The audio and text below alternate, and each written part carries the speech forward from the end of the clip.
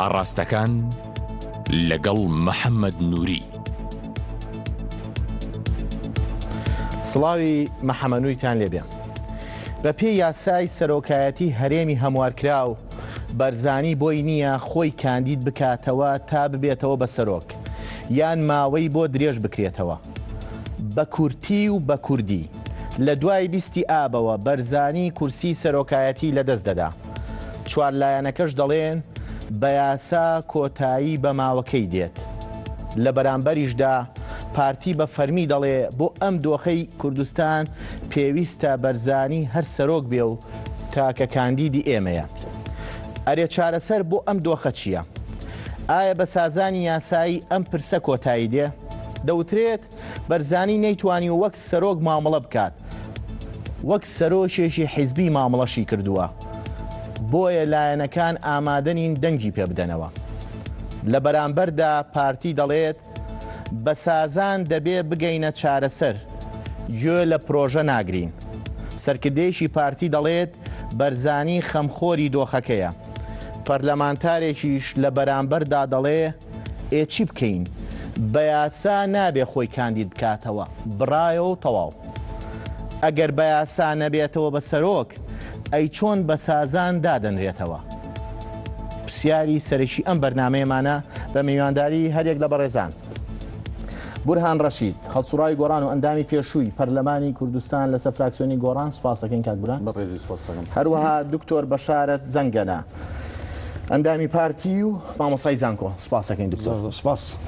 پاش کاتژمێرێک ئێوە بڕیار بدەن بەشێک لە ڕاستی لای کامیانە. دکتۆر ئەگەر سەرەتا لە بەڕێزە بپرسم، ماڵێ بە کورتی و بە کوردی لە دوای بیستی ئابەوە سەرۆکی هەرێم پۆستەکەی لەدەست دەدا بە پێی یاسا و بۆی نییە خۆی کاندید بکاتەوە، بۆشی نییە بۆی درێژکەنەوە. چارەسەر چییە؟ لە کاتێکا پارتی ئێستا ژەڵێت تاکە کاندیدمان بەرزانیە. بەڵێ زۆر سپاس بۆم دەرفەتە بە هەلی ئێزانم کەەوە بپارڕێم و لە خۆی گەورەکەەوە ڕۆژوو نوێژی هەموو لای قوبول بکات. وەسڵاو و ڕێزم لێرم بۆ پێشمەگە قارەمانەکان لە سەنگەرەکانی بەرگریکردن لە خاک و نیشتیمان. بێگومان لای جەناب بداشکرایەوە هەمووشمان متابعین لە پاش 26ەوە ئەم بابەتە گەرمگوڕێکی زۆری بەخۆشینەوە. بەڵام پێشەوەی وەڵامی پرسیارەکەی جەناب دەدەمەوە پێم خۆشە وەکو یاساناسێک بابەتەکە تۆزێک توێشکاری تەشریحی تێدا بکەم بۆ ئەوەی لای بیدەنانی خۆشەویست و لای ئێوەی بەڕێزیش ڕوون و ئاشکرا بێت کە ئێمە باس چی ئەەکەین و ئەم بابەتە بۆچی ئاوەلیاتوە. بەڕێزم ئەم بابەتە ئەتوانین کە تەشریحی ئەەکەین سێ بابەتە لە ناو یەکە. ئەم سێ بابەتە هەر یەکەیان ڕەهەندی سیاسی هەیە و هەر یەکەشیان لێکەوتەی قانونی جیاوازی هەیە. بۆیە تەنزیمی جیاوازی بۆ هەیە کە ئەم سێ بابەتەی لای خوارەوێ. یەکێکیان ویلایەتی جەنابی سەرۆکە و ئەمە یەکەم بابەتیان. بابەتێکیشیان مەسەلەی هەڵبژاردنێتی و بابەتێکیشیان مەسەلەی دەسەڵاتەکانێتی. جا بۆی ئێمە بێ بزانین لە کامەی قسەکەین، بە عەشوایی و بە هەڕەمەکی ئەم نەدەین بە ئەودا و ئەمی تریان نەدەین بەمیت. هەموو لە سێشتا کۆ بێتەوە. سێ مەسەلە. باشە سێ مەسەلەی بەڵام یەک کەسە کە پێوترێ سەرۆکی هەرێم. بەڵێ بەڵام تەنزیمەکەی باش ئەم سەرۆکیێمەشی لە ئێستادا کێیە؟ ئێستا بەڕێز کاک مەسعود بارزانی زۆر باشە. بەڕێز بەرزانیە ئەم سێ دەسەڵاتە، ئەم سێ لایەنە، ئەم سێ بەشەی کە تۆ باسە کرد. بەڵێ لە دوای بیستیمانەوە ئیتر بە هەموو شێوەیەک ناتوانێت ممارەسەی ئەم سێ شتە بکە. ئەمە ئێستا بابەتێکە ئەمیتیان کە من ئەمێ با تۆزە ڕوونکردنەوە هەبێت اینجا ئەچنە سەر کرۆکی بابەتەکە بۆی بزانانی چۆن وەڵامدانەوەکانە بێت و ڕوونکردنەوەکانی چۆنە بێت. کەوتمان مەسەلەی ویلایەت، مەسەلەی هەڵبژاردننی، مەسەلەی دەسەڵاتەکانی هەر یەک ڕەهەندی سیاسی هەیە و هەر یەک لێکەوتەی قانونی جیاوازی هەیە کەواتە بە شکلی جیاواز تەنزیم کراوە. ئەمەی کە ئێستا جەنابەت وروژان دێت و باس لە مودەعەکەی کە 19/8/2015 ئەمە مەسەلەی ویلایەتە. ئەمە بۆ خۆی وەڵامێکی ئەوێت و پارتی ڕوئەیەکی تری هەیە و حزبە سیاسەکانی لەسەر ئەمە. باشە لەسەر ئەمە چییە؟ باش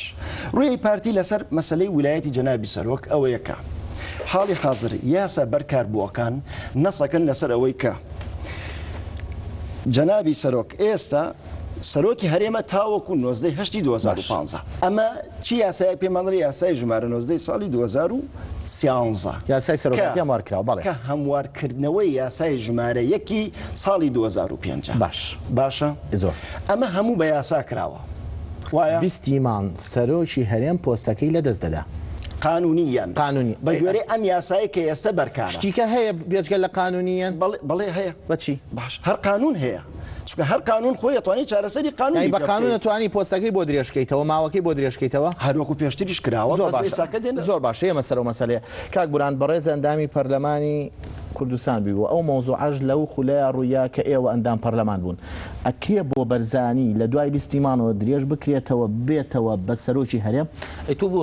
ڕێگەی ئەو نای هەرسی خاڵەکەی خۆی شەڕەکە و دوای من ئیزافە من حەزەکەم جارێەوە ئێمە سەرەوە بە پێی قانون ئێمە قانونی ڕقەمێکی ساڵی 2005 مان نێش ئەم قانونە لە ئەساسا کە مام جەلال بووە بە ڕئیسی جمهوری پارتی داوای پۆستی سەرۆکی هەرێمی کردووە مام جەلال دەست بەکار نەبوو تا ئەم یاسایە دەرچوو ئەم یاسایە مەشروعی بە ئەسازی پارتیە پێش ئەوەی من ڕێزی لێ بگرم پێش ئەوەی گۆڕان یەکێتی پارتی هەر لایەنێکی تر ڕێزی لێ بگرێ پێویستە پارتی دیموکراتی کوردستان ڕێزی لێ بگرێ لەبەرەوەی مەشروعی خۆیانە بەپێی ئەو یاسایە قانونی ڕقەمێکی 2005 مادەی 3 بە ئیزافەی دەمجیکەی لەگەڵ مادەی 7 باش زایدن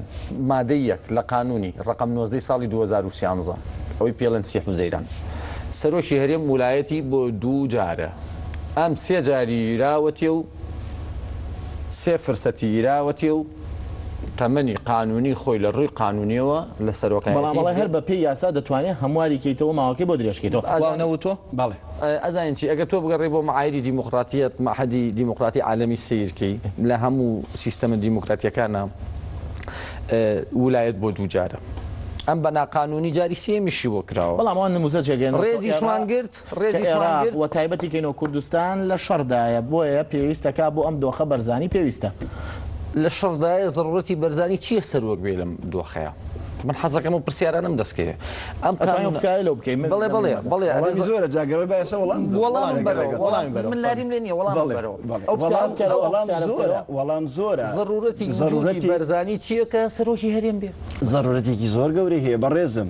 10 ساڵە سەرۆکی هەرێم بەڕای جەنابەت کە منش بم پرسیار لە جەنابەتەکەم هیچی نەکردو بۆ ئەم وڵاتە تۆ بۆم بە ویژدانەوە بیڵ ئەزای چۆنە منی تۆش یارمەتیم بە من مەحامی مەسعود نیم زۆر باش جەنابێ کادریەشی جەنابی کوردستانی من کاگ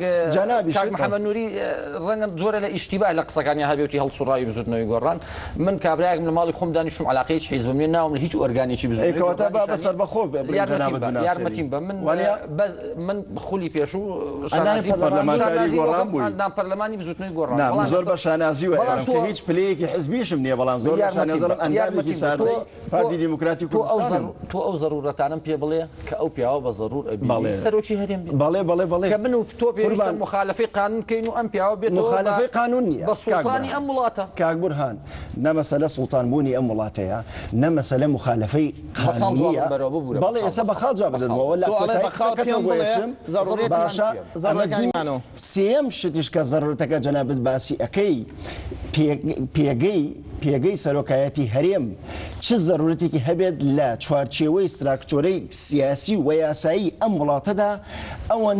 ئەوەندە خودی ضرورەتی بارزانی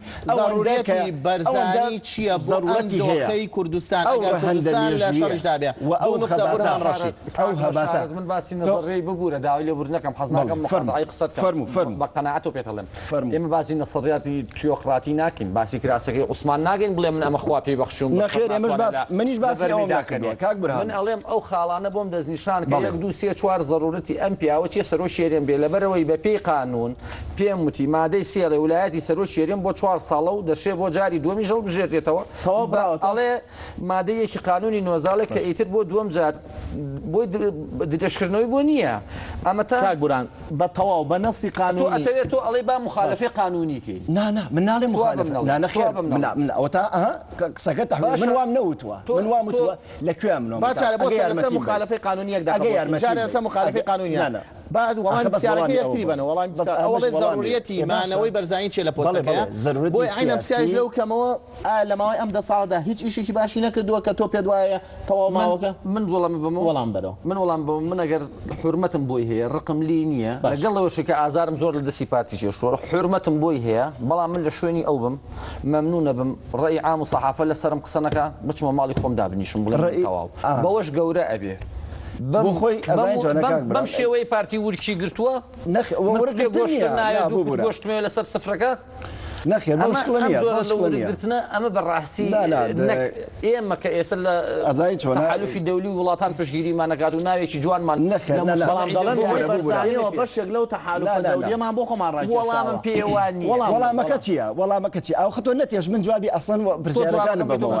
جارێ یەکەم شت کاک برا من داوای ئەوم نەکردو کە مخالفەی قانون بکرێ نازە ئەم قسەی داوای چیەکەی پێم بڵێ تۆڵێ ئەتوانین بە پێی قانون دیسانەوە ماوەکەی بۆ درێژکەین کە پرسیارەکەی کە پرسیارەکەی ئێدە تۆ دەرفەت نادەی کاک آخر گفتوگۆوان ناکرێ گفتوگۆوان ناکرێ وەڵامی ئەو پرسیارانە بەرەوە فەرموو دکتۆر کە پارتی دیموکراتی کوردستان مەشروعی پێشکەش نەکردو بۆ پەرلەمان ئەمە مانای ئەوە نییە کە پارتی مەشروعی نییە باشە ئەوە یەکێکە لە بژاردەکان ئەمە یەکێکە لە بژاردەکان کەوا لە ناو دەستورە ئەم بابەتە ڕێک بخرێتەوە بۆ ئەمەش پێم وایە هەموو لایەکشایەتیە وا درێ کە سازان کراوە و ئەو لێژنەیە پێک هێنراوە و لە کاری خۆیان بەردەوام من لێژنەکە ئەمە خاڵی یەکەم خاڵی دووەم بەڕێزم من مادە 16 بۆ جەنابەت ئەخوێنمەوە مادەیە 16 لە یاسای ژمارەیەکی ساڵی 2005 لە بەردەستی جەناب تا هەیە بخوێنەوە پێمان ئەڵێ کە پەرلەمان بۆی هەیە مودەی ویلایەتی سەرۆک ببچڕێنێ کۆتایی پێبهێنێ بەم مەرجانەی لای خوارەوە ئەگەر سەرۆک داوای کرد ئەگەر نەیتوانی ئەدای مهمەتی خۆی بکە ئەگەر هاتوو بە سێ لەسەر چواری کۆی ئەندامانی توانی متمانەی لێ وەرگێتەوە بەڕێزم کاک برهان کە کەسێک توانای کەسێک یا هەیئەتێک توانای لێسەنەوەی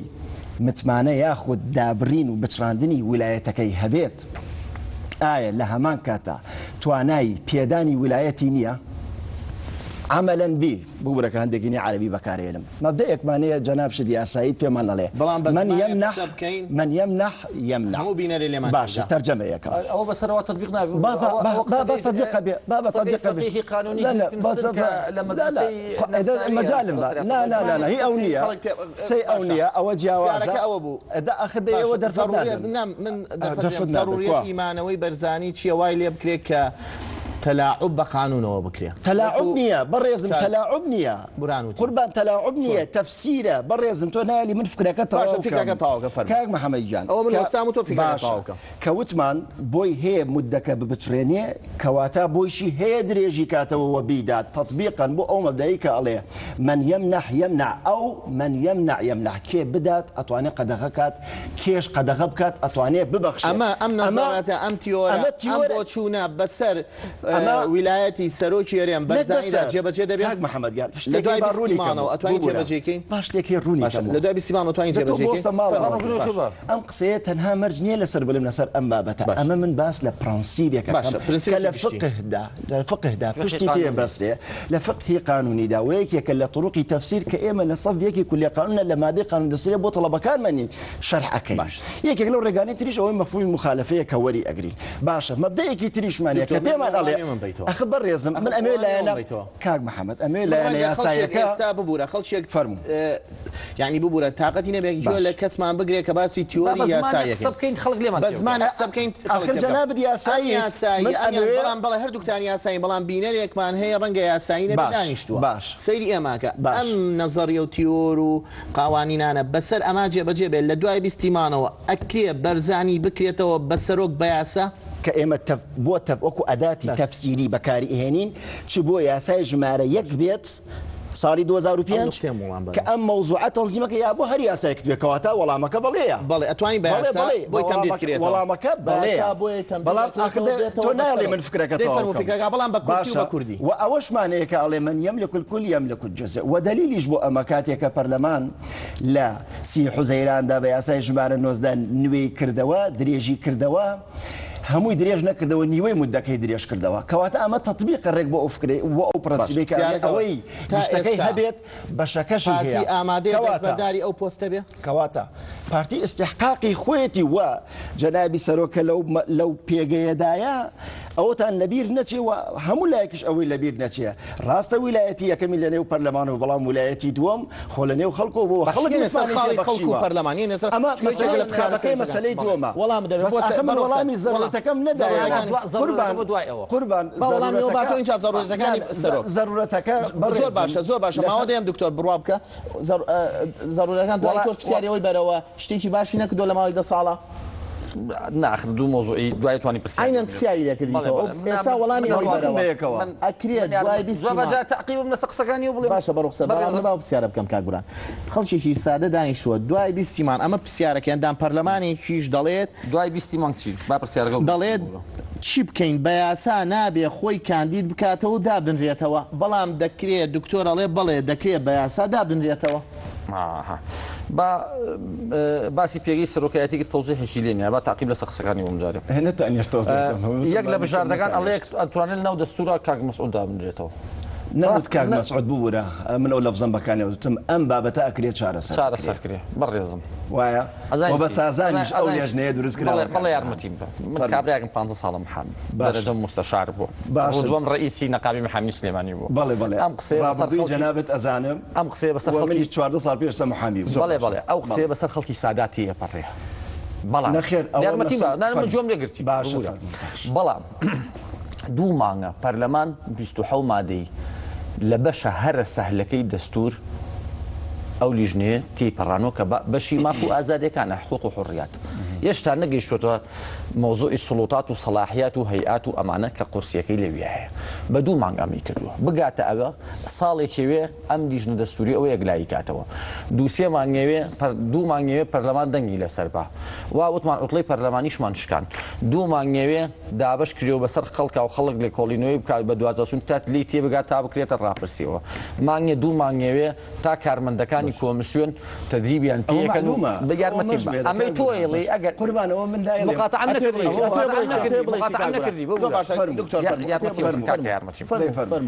أما تويلي دو صالي يعني كاك مسعود دو صالي بريزم من وتم يكيك اللي بجاردك يارمتين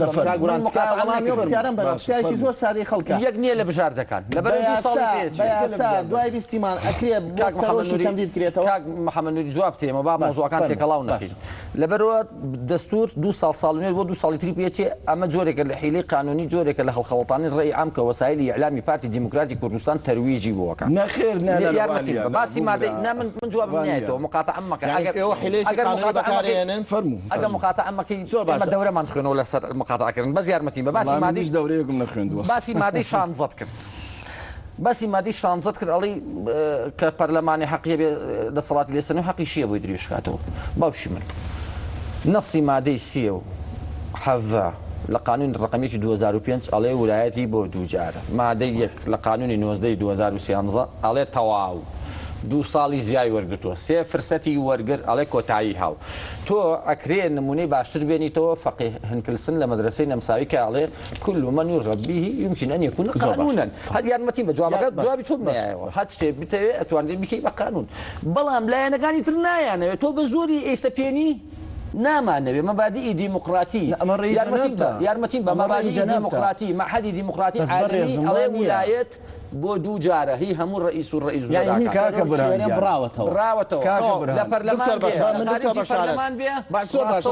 دکتۆر بەشارەت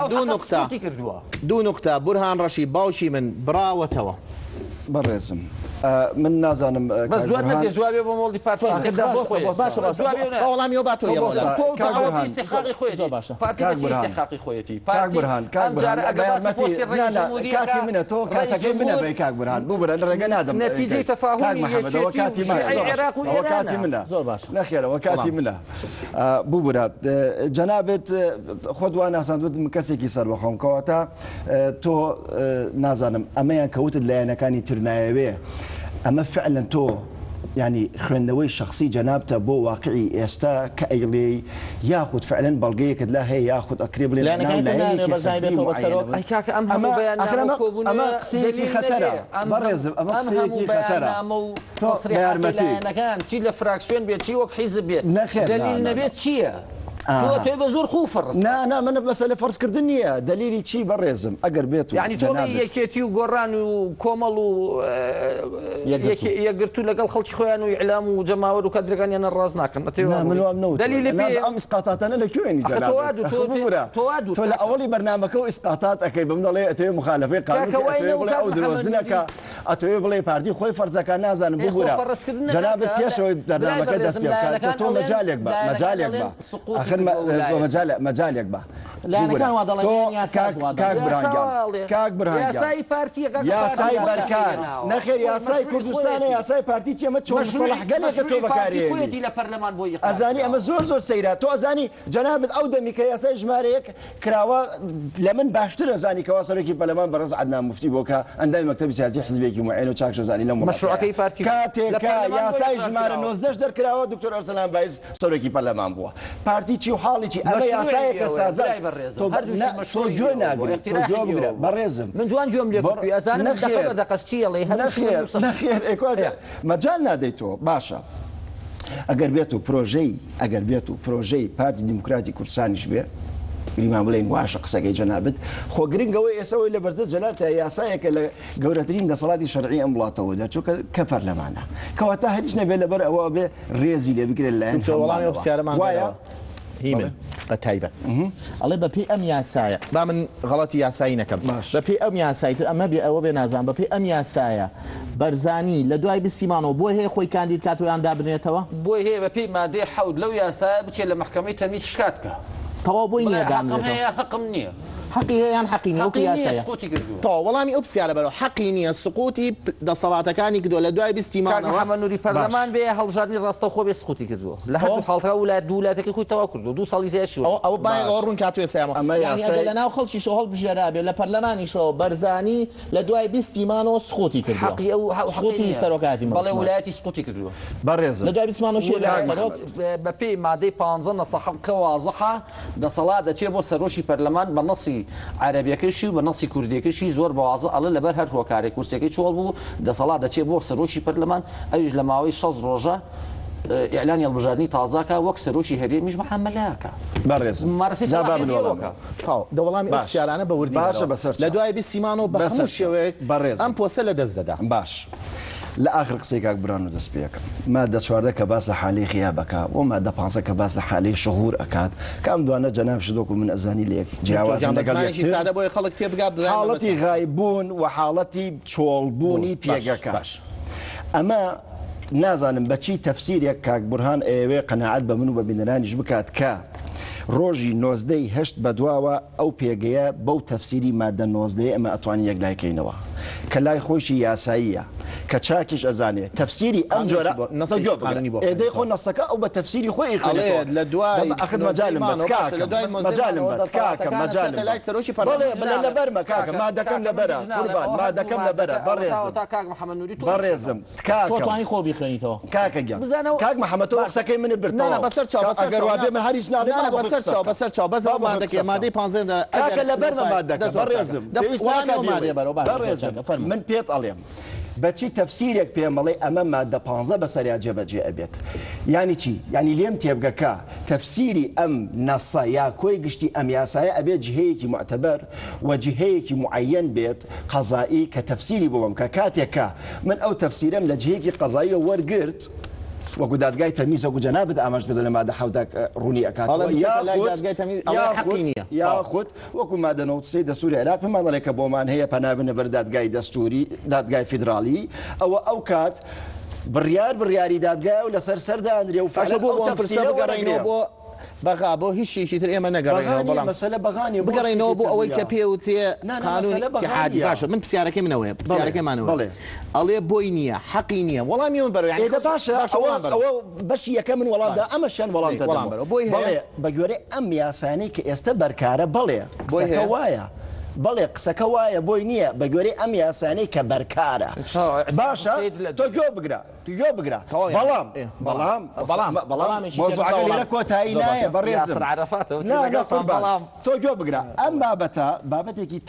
تەواو سیاسیە و لە زمنی ئەو قوانینەیەکەوە پێوترێ سروشت دەستوری هەیە و بتەوێ نەتەوێ باش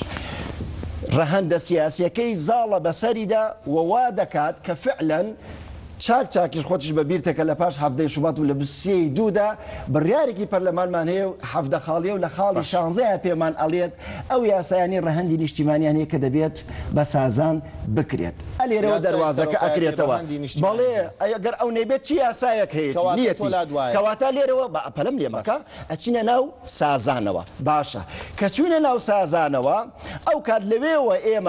لەوێوە ئەتوانین بینەوە ناو لە دەرگای یاسا ئەدەین دیسانە هەر بە یاساش سازانی سیاسی لەسەر مادەکانی یاسایەکی دیاریکراوە بکرێت لەسەر پێگەی سەرۆکایەتی هەرێم لەسەر ئەم بابەتێک قسەکەم بکە زۆر کرد زۆرم بڕوا بکە بڕواەکە تەکمیلەکە ئەلێوە تەواو نابێت چونکە لێوە ئەچمەوە سەرچی سەرۆ قسانەی کەوتم مادامێکی پەرلەمان بۆی هەیە شتێک بات کەواتە بۆیشی هەیە بی بڕێت یا ئەگەر بڕی ئەتوانێت بیدات کەواتە ئەتوانێت تەفسیرێکی یاساییە لە دوای بیستیمانەوە ئەم تەفسیرە یاسایی جەناب دەکرێت یاسایەکتر داڕێژیتەوە بەردەوام بێت دابڕێژێتەوە بەڵام زۆرینە ئێستا لەگەڵ ئەوە دانیە ئەم یاسایەدا بڕێژێتەوە ئەو پرۆژێ ئەوەی پەرلەمانە ڕووی ئەو پرۆژەیە چەند ئەندام پەرلەمان لە نیسابەگەیان پڕ کردەوە خۆیان بوو کە ئەبوو کاروان بێتە ژوور ئەو نەبووە خوێندنەوەشی بۆ ناکرا وللعلم ئەمە بۆتە هەڵا ئەمە فقط خوێندنەوەیەک بوو 100 یاسامانەیە لە پەرلەمانە خوێندەوەی بۆ کراو نەبوو یاسا جەنابەت لە من باشترە بە پێی یاسا لە دوای بیستیمانەوە بەڕێزم و حوتی مانگیش کراوە ئەبێ دەڕۆژ تێپەڕێت لێژنەی تایبەتمەند راپۆرتی خۆی بکات وەڵامی ئۆفیسیالە کۆتایی ئێستا هاوڵاتیشی سادە دکتۆر هاوڵاتیشی سادە باشە لەگە تۆ لەگە بینەرە باشە دەیفەرمو لەگەڵ بەڕێزم کە لە 23 مانگە تۆ دەی ئەم پرۆژەی پێشکەش ئەەکەیەوە بەو وەزعا خواخوات بە ئەبوو کاروان بێت و فڵان کەس بانگی بێگەردم بۆ وەکات دەڕۆژت هەیە بەگەری پەیڕەوی ناخۆ جەنابتانەوە پەیڕەوی ناخۆ لە بەردەستا هەیە و ئەندام پەرلەمان بووی لە من باشتر دەزانی پاش دەڕۆژەکە لێژنەی تایبەت بۆی هەیە راپۆرت پێشکەش بکات باشە لە یەکی حوتەوە ئەمڕۆیە پشووی هاوینەی پەرلەمان دەستی پێ کرد یانی چی یانی چینە فەسڵی تەشریعی دۆم کە لە ئەیلول دەست پێکەوە یانی پرۆژەکەی ئەو پرۆژەیەش کە تەقدیم کرا مجرد نمایشێکی سیاسی بوو نمایشێکی تر سەرمە هاوڵاتیشی سادە دانیشتووە لە ماڵی خۆیانە دانیشتووە سەیری ئەم بەرنامەیەکە بە یاسا ئەکرێ بە یاسایەکی تر دەرچێتەوە سەرۆکی هەرێم بەرزانی بێتەوە بە سەرۆک سازانی نیشتیمانی لەسەر بێت بڵێ ئەکرێ بە یاسا سەرۆکی هەرێم بێتەوە بە سەرۆک ئەم سەرۆکە ئێستا ناکرێ بە پێم بەڵام پاش و چانێکی کورد دێنەوە بۆلاتە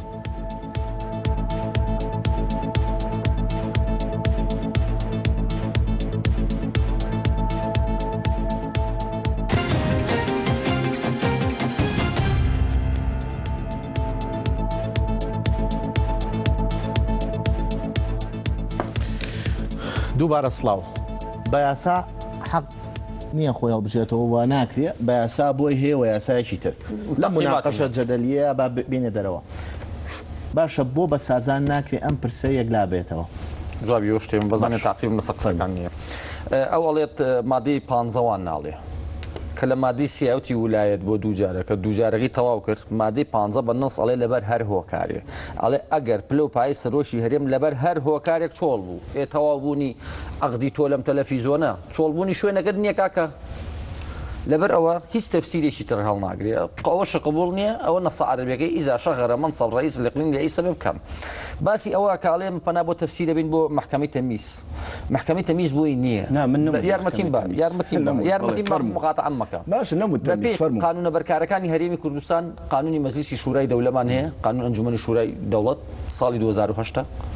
تفسير صلاحيتي أنجمني الشورى أما يكم الله بنابين بو محكمة اتحادية عليا من بو جنابتي الراس كما أجر سيري قانوني محكمة اتحادية عليا وتم محكمة دستورية كي زايد النظام داخلي محكمة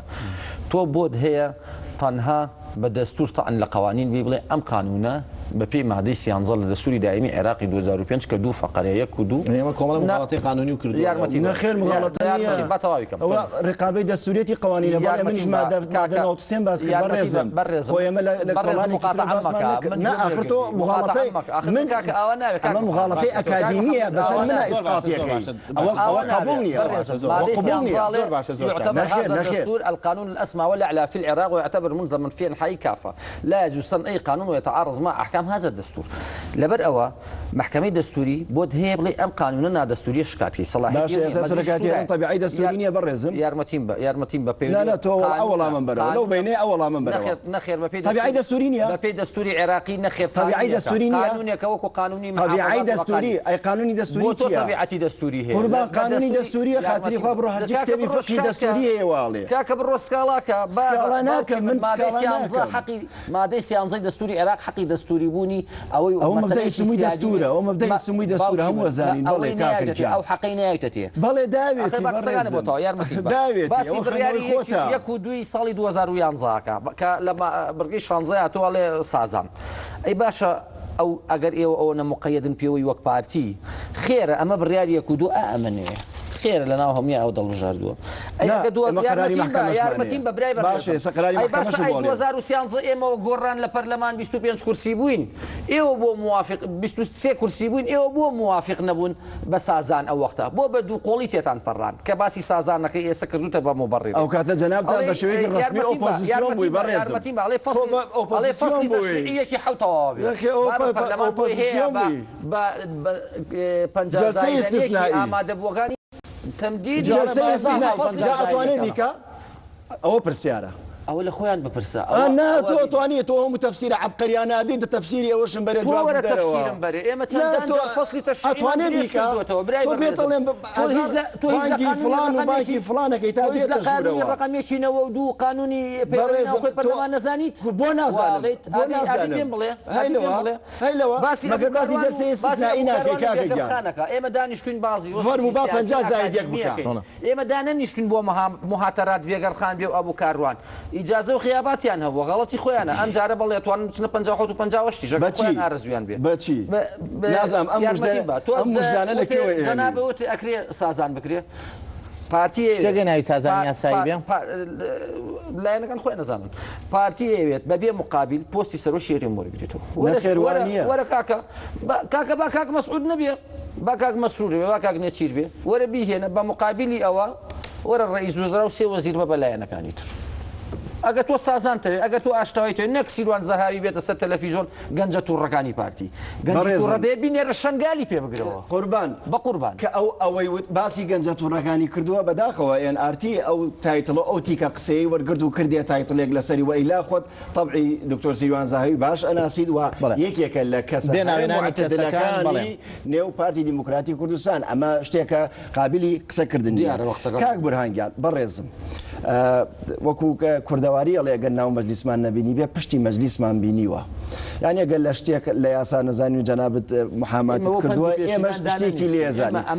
نا خير بندي بيجنا سرا أما أخذ بندي بيجنا أنا كبوتوية أما بوتوية بريزم كجنابة باسلا مادة سيانزا كل الدستوري العراقي ما لا همان معلومة كما هو باسنا مبدئي سمي دستور كاتو أما معلومة بيزنا كسيدي كيزاني ومن كاتيك باسلا دادجاي فيدرالي أكم بس أكا تركيز لا من به مادة نوتسي زور بأشكال حق داتا حق داتا تاكي كي أمولاتان القريب رقزنامي عراقي بيكا بتشل درجاي أو دادجاي بدات وداوي تفسير بكات أو كجناب علي دستوريتي قوانينا أو كجناب علي دستوريتي يعني برزاني بوي لدرجة باتو داوي تفسير سبارات بموضوعة بوبال بشتيق سكشي كوكو أو كردت ببريارك وزاد حفظة خالو وشباب يكي كشي وإضافة كم هلا شواردي 2015 أبوا برياري جمارة بستيوك هلا دادجاي فيدرالي سكان بيتشواني ماني يعني أقدر يا خير بيتشواني نظام داخلي كينيا تحديد كل حالته ولا أبو ديش كاتكي بلاي برا يعني سروش يربو إيش كات لە کام حاڵە فەرموودەکەی ڕەتەکرێتەوە بۆچی ڕەدەکرێتەوە جەنابەت دیڵێ بە دەستور بەم دەستورە جەنابەت قانونی دیڵێ بڵێیت لە هەرێما دەرچووە پێچەوانەی ئەم دەستوری کەواتە لای تۆ جەنابەت بڕاوەتەوە بە پێی یاسا جەنابەت سیمان دیڵێ. سەرۆکی هەرێم بۆی هەیە لە باشە ئەوە من ئاگدار نەبوو تو ئاگداری فەرموو جەنابەت دیڵێ بۆی هەیە لە محکمەی دەیبیڵێتەوە. بۆی هەیە لە مەجلیسی شورای دەولە لە هەرێمی کوردستان داوای تەفسیر مەزی شورای هەرێمە بەڵێ یاسای ساڵی 2010 ژمارە 11 بە پێی مادەی حوت بەڵێ. یاسای سەرۆکایەتی هەرێم لە ئەوە محکمەی معلومە. تەنویس سکاڵا تەقدیم کە ئەوە سکاڵا نییە سکاڵا تەقدیم ناکە سکاڵای چی تەقدیم ئەوە بۆ ڕوونکەرەوە باش ئەوە بۆ خەڵک یعنی سەرۆکی هەرێم ئەتوانێت بە عریزەیەک بچێتە بەردەمی ئەو محکەمەیە بڵێ سکاڵامێ ئەبێن ببەمە سەرۆک سەگەی تو واناکات سەگەی تو واناکات یەمە لای تۆ دڵنیا بە یەمە لای پاڵێورا و مافی خۆیەتی لە ماوەی حەوت ڕۆژانە دەرچوون ئەوە باس لە پاڵێوراوە یارمەتی بە ئەڵێ پاڵێورا و مافی خۆیەتی لە ماوەی حەوت ڕۆژدا لە ڕۆژی دەرچوونی لە بەردەمی دادگای تەمیزی هەرێمی کوردستان ناڕزای خۆی شاردا دکتۆر یەمە لای تۆ دڵنیا وڵای من نازانم بڕوا بکە یەمە لای تۆ بڕوا بکە مادە پێنجەیاننا ئەوە مادە پێنجەیاننا دکتۆر مادە پێنج باسۆر باشە پاڵاوتنە خاتری خوات پاڵاوتن لەکوێ ئەو حەقی نەبێ خۆی هەڵبژێ دکتۆر یەمە لای تۆ دڵنیا بە یەمە لای تۆ کاک بوران کەواتە بەرزانی سەرۆکی هەرێم بە عریزەیەک بێ بچێتە بەردەمی محکەمەیە بڵێ مافمەیە کە بمەوە بە سەرۆک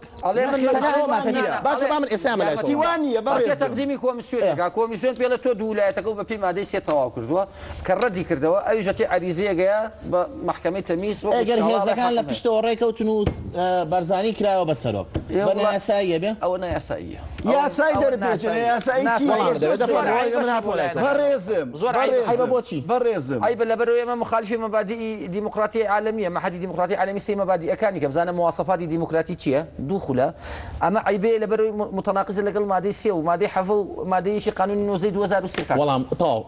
تۆماتکە مقاطعە نابە فەرموو دکتۆر بەس ضرورەتەکانی پێ نەوتین بەڕێز باشە ضرورەتەکانی چییە ئەبێ پێویستە هەر کاک مەسعود بێتەوە بە سەرۆکی بەڵێ لای تۆ پێویستە پێویست نییە لەبەرەوەی پێتەڵێن بۆچی پێویست بۆچی پێویست نییە با بێتە لای پێویست نییە یەمە لای تۆ دڵنیا با ئەو پێویستێک کاک محەممەد نووری باشە فەرموو تۆ پێویستەکان بەڕێزم سەرۆکی هەرێم لە ماوەی 10 ساڵی ڕابردوو ڕۆڵێکی هەرە ئیجابی و باڵای هەبووە لەسەر ئاسی سیاسی لە ڕوە سیاسەکە لە سێ ئاستا کە ئەمە یعنی وەکو ئەوترێت تاریکی مانگەشە و بە بێژنگ ناگیرێ کاک بورانگیان لەسەر ئاسی نەوخۆیی جەنابشت و حزبی گۆڕانیش و یەکێتی نیشتیمانی گوزان و حزب ئیسلامیەکانیشت قەت ناتوانن نکۆڵی لە دەوری ئاشتی خوازانە و ئاشتەوایی بەڕێز کاک مەسعود بەرزانی بکەن چ لەو قەیرانە نێوخوانی کەوا لە نێو حزبەکاندا دروست بووە و چێ لەو بۆشاییە گەورەی کەوا خەریک بوو ئەگەشتە ترۆپکی بەکارهێنانی هێز لە حەفدەی شوباتە کە لە ناو سلێمانیا لە نێوان لە یەنگرانی بزنەوەی گۆڕان و هێزی دەسەڵاتدارێکە نیشتمانی کوردستانە دروست بووە تێکڕای ئەم بابەتانە ئەگەر جەنابەت لە قەیەکی لێ خەیتە ژێر پێ و ئەهەمیەتی بۆ دانانەی پێم وایە خەڵکی هەرێمی کوردستان زۆر بە باشی ئەزانن کە بەڕێز مەسعود بەرزانی لەم بابەتەیە چ ڕۆڵێکی ئەرێنی هەبووە لەسەر ئاستی هەرێمی بە ویژدانت 10 ساڵ پێش ێسە بەس ناوی کوردت بێنایە لە تورکایە نەیانەگرتی ها ئەوە سیاسەتی سەرۆکی هەرێمە و سەرۆکایەتی هەرێمە و شخصی مەسعود بەرزانیە کە توانویەتی ئەو تورکایە وارێ بکات ئێمە بتوانین نەوت بفرۆشین و بتوانین بەو شێوەیە ئیسفادە لە هاوپەیمانێتی بکەین و هەروەها هەر زۆر دوور ناچن بە هەمووی مانگە پێشێسە لە بەحر المەیت کۆنگرێکی ئابووری جیهانی هەبوو و وڵاتێکی عەربی وەکو وڵاتی ئەردەن کە هەمووان ڕەهەندە مێژوویەکە ئەزانی کە چۆنە و لەگەڵ عەرەبا چۆنە و لەگەڵ بە تایبەتی لەگەڵ حزبی بەعس و شۆفێنستەکانە بۆستە تیاری سونیە لە ناو قەسری مەلەکیە ئاڵای هەرێمی کورسان هەڵبدرێت ئەمە بە دەستکەوت نازانی یعنی چێزانی لەسەر ئاستی نێودەوڵەتی لە پەرلەمانی ئەوروپیا لە ناو کۆشکی سپیە لەو ئوتێلێکەوە جەنابی سەرۆک لی دابەزێت ئاڵای هەرێمی کوردستان ئەبینیت ئەمە بە دەستکەوت نازانی چێزانی شەڕی داعش ماوە بەڕێزم سەرۆکی هەرێم نەک تەنها خۆی کوڕ و کوڕەزاکانی لە سەنگەرەکانە شەو و ڕۆژ دانیشتون نەک وە خەڵکێکی تر لەسەر گردێکەوە دانیشت بێت و ئاراستەی ئەم و ئەو بکات بە شێوازێکیان ئەوی تر ئەوە سەرۆکی هەرێمە کە وای کردووە ئەمریکا پاڵپشتی هەرێمی کورسان بکات وای کردووە کە دووەلی ئەوروپی هەموو بێن پاڵپشتی هێزی پێشمەرگە بکەن یەک بەڵام لەگەڵ ئەمە زۆر باشە بوران یەک لیستی مقاطعی نەگری یەک لیستی پێوتی لە کارە باشەکانی سەرۆکی هەرێم مەسعود بەرزانی مع الحفظ الألقاب بۆچی تۆ کارەکانی بۆ بە باش نازانی ببێتەوە بە سەرۆک من لە شوێنی ئەو بم پێتەڵێم بۆچی هەر نەک ناوی خۆمنانم مەمنونم لە ماڵی خۆم دانیشم خەڵک باسم نەکەم لەبەرچی یەکەم تعقیبێم لەسەر قسەکانی ئەو دووهەم خاڵە سلبیەکانی ئەو یەکەمەڵێن لە ڕووی ناوخۆیان ڕووی ئیجابی هەبووە لە قەیرانی ناوخۆیە لە حاوەی شوباتە دەوری باشی هەبوو وابزانم من بووم زێر ڕەوانیم کرد لەسەر سلێمانی پارتی نەبوو ئەڵێت لە تورکیا ناوی کوردە بهێنایە ئەیان گرتی کاکەوە پەیوەندی بە محکەمەی حقوقی ئینسانی ئەوروپی و خەباتی پێیەدە و پەکەکە و پرۆسەی ئاشتراوایی هەیە ئەوە هەموو کوردی زانێ ئەوە نەک من مناڵە دەمی بکەرەوەی زانێ بابە خەڵکی لێرە لەسەر گیرفانی خۆی چوە حملەی کردووە بۆی حیزبی کۆمەڵگەی دیموکرات سەرکەوێ خاڵێەوە لە ئیعلامەکانە دژی بوون یارمەتی بە ئەڵێ لە هۆتێلە ئاڵای کورد دەڵەکرێ جاقیچێکە حەزەکەی من ئاڵایەکی خۆم دروست دەکەم بەیانی پارێم بە ئوتێلەکانم تاو ئاڵایشم بۆ ڕاست یعنی بەبێ ئەوەیە تۆ یارمەتی ئەو ئاڵا هەڵکردن لە ئوتێلەکانە ئەمە مەوزوعی هەوجار کۆشکی سیڤی یارمەتیم باسی کوڕ و کوڕەزاکانیەکەی لە شەڕ باسی ئەوەکەی خەڵک لە گردەکە دانیشتو من تا ئەم دقێتۆ تعلیق لە کاک نەوشیروانە من پێم وتی وە گۆڕان لێرە لەگەڵ دانەنیشتو پێشەکەوتم کاک محەممەد باش تعلیقان شتێکی جوان نییە ئەمانە پیاوی گەورن من حرمەتی کاک مەسعود ئەگرم ئەوەی لێم هەیەی ڕخنەی مەوزوعیە کاک نەوشیروان تۆ تعلیقی لێ ئەو بڕ بەخۆی بڵێ بەڵام تۆ باسی تعلیقان و لوغەی مهاتەرات شتێکی جوان نییە بۆ من و تۆ کە دوو کەسی ئەکادیمین یارمەتیم بە باسی شەڕی کوڕ و کوڕەزا و پێشمەرگە و قائیدەکانیەکەی ئەرێ کاک لە بەغا لەو وەزع شێواوەیە ئەوەی ڕای کردو لە جەپەکانی دێ بە محکەمە و فەسڵەکرێ تۆ ئەتوانی بە من بڵێ لە هەزیمەی شنگال و تەلەعفەر و سنوونیە و ئەمانە ئەو هێزەی ڕایکرد کێ قائیدی بوو یای بە محکەمە ئەتوانی پێم بڵێ لە شەقی بۆ حیرەی مووسڵ ئەو هێزەی ڕایکرد کێ و کەی چەندیان ئیران بە محکەمە ئەتوانی پێم بڵێ ئەو هێزەی بە چەکی قورسەوە لە خازەر ڕای کرد کێ بوو ئەو هێزەی لە مەخمور و گوێر ڕای کرد ئەتوانی پێم بڵێ کێ بوو دەبا بۆ هامەری لە مەعسکەر کەسێک لە مووسڵ جێهێش بۆ بەڵێ باشە باسی سیاسەتی خارجی سەرۆشێرم لە سیاسەتی خارجی خۆیان فەشەلێنەوە ئەوە لەگەڵ عێراقایە گەورەترین ئەزموو داوەڕانی هەیە لەگەڵ ئێرانایە وەزعی باش نییە ئەم جارەکە ئێران پاڵپشتی کرد داعژاتە گوێر و مەخمور مەلا بەختیار لە تەلەفۆن نابوو لەگەڵ قاسمی سولێمانی و ئیتساڵات و ئیشی منیە باسیکەم یارمەتی لە سیاسەتی بەڵێ باشە لە سیاسەتی نەوتیە 3 ساڵە بەزم لەگەڵ بەغاکە ئێستا بۆیشی ئیمزا کردووە بەغا پارەکە نانێرێ هەر لە سیاسەتی نەوتی هەرێمە ئەگەر بەیانی ئەم هەرێمی کوردستانەوە ئیعلانی سەربەخۆیی کابێ بە مەحافەزەیەک لە تورکیا کاک محەممەد نووری لەبەرەوەی لە جیاتی ئەوەی ئاشتی پاڵتشتی ئاشتی یارمەتیم بە یارمەتیم زۆر بە کورتی لە جیاتی ئەوەی خطوتی نەوت بە ئێران نابێتە کرمان کە خطوتی نەوتی دێت تا خلیجی فارس لە جیاتی ئەوەی عاملی هادیکردنەوە بێ لە سووریا بۆ ئەوەی یارمەتی بە بۆی ئێمە ببینە ژێر دەستی لە ڕووی عسکەریەوە ئیتیفاقی هەیە لەگەڵ تورکیا بە ئەترافی تەنەریێڵدز بۆ 50 ساڵ دیفاع تورکیا خۆی داعشی کردە سەر بە ناوی چلوونەوە ئینەکە چەند جار سێن تا نارە و پیاوە بۆ تورکیا پاڵپشی نەکردن چۆڵکردنی منتیقا عسکەریەکان و حسەیەها کورد بە جاریە براوە داعش لە بازاری ڕقەی فرۆشە تۆ باسیی جۆرە سەرکەوتنیەکەی تۆ بڕۆوانە وەرگرەوە من بۆ ئیمزاکردی بە مەلیک یارمەتیم بە نەهێشتنی توندڕەوی سیاسەتی معاشی خەڵک ڕووی معاش بنزین کارەبا وێرانی قەزا تەسەڕوفی ئەو وەک سەرۆشی حیزب ئەمانە هەموو فەشەل نییە ئەمە چییە کەواتە ئەمە فەشەلی سیاسەتی ئەم بەڕێزەیە سەرۆکە فەشەلێنەوە بە قسەکانی تۆ لە سێ فرسەتە ئیراوێتێ لە هەمووی لە سیاسەتی خارجی بە یاساش ناکرێت سیاسەتی داخلی و بە یاساش ناکرێت وەڵامە بە کورتی چۆماوام نەماوەتەوە ئەبێ مایکەکە دەربێنم بۆیە پێم چاوەڕانی ئەوە مەکرد کە جەنابیان لەبەرەوەی یاساییە فعلەن و قسانەی کردی بە بەڵگە و دلیلم بۆ بێنەکەوە باشە بەڵام بەداخەوە هیچ بەڵگەیەک بەرزانی بێتەوە بە سەرۆک بەڵێ زەرورە و ئەگەر تۆ ژێردەسەبوون بۆ تورکیا بە چی کردووە تا بێتەوە نەخێوان نییە زۆر باشە ئێوە بڕیار بدەن بەشێک لە ڕاستی لای کامیان بوو زۆر سپاس